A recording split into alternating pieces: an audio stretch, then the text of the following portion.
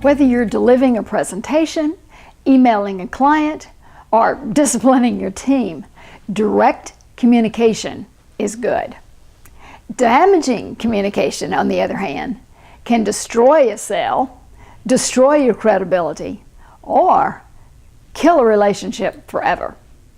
Why does someone consider a remark over the top terrible while another person interprets that same comment as just direct, clear, straightforward, even prudent?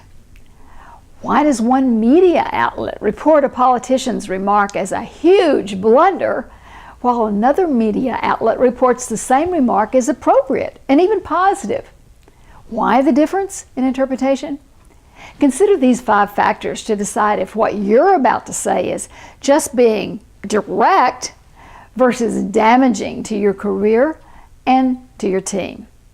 1, consider the context for clues.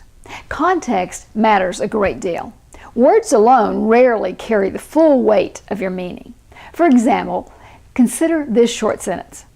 I see, said with a smile and a nod, can mean I understand. I see, said with little intonation and a frown, can mean I'm closing down this conversation.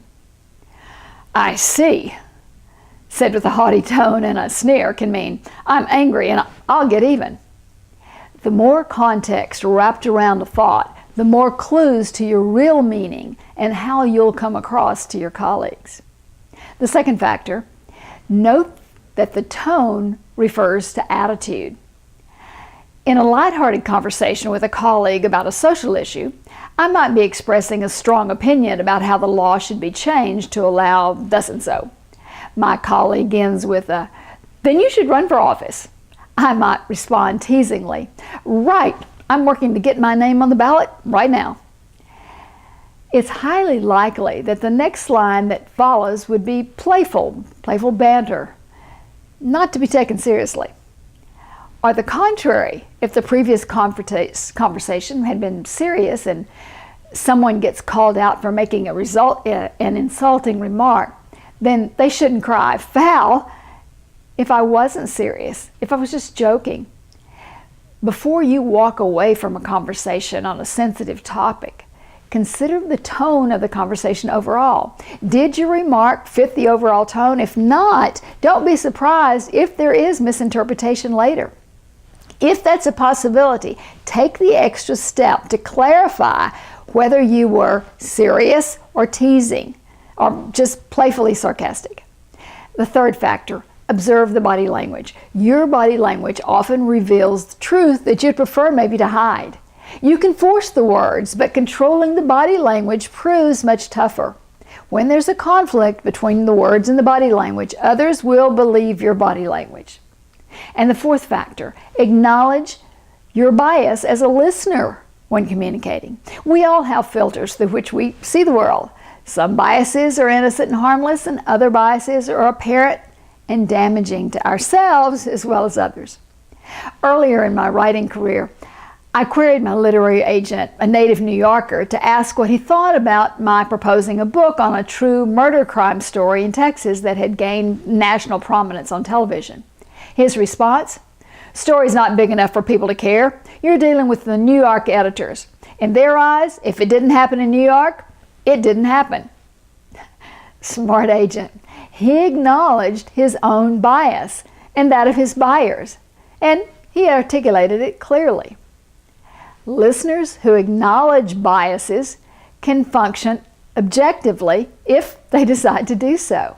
So when you communicate, understand that overcoming your own listener biases is a key part of the communication challenge.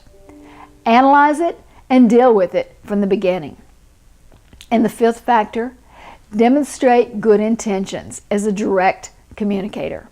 Some organizations value harmony over direct, honest communication. When that's the case, people hesitate to speak freely about what's on their mind for fear of upsetting other people. They choose instead to withhold honest disagreement or valuable feedback for the sake of team harmony. But direct communication doesn't necessarily exclude harmony. The grease that keeps the wheels turning is trusting someone's good intentions. When your first thought is, this person said X in an attempt to help, not hurt, then direct communication leads to useful feedback, to high performance, to increased productivity. Demonstrate your good intentions frequently. As a direct communicator, you need others to trust. They need to trust your goodwill and to value your integrity. Direct communication doesn't have to be a dirty habit that damages your workplace. Just don't let direct communication damage your relationships.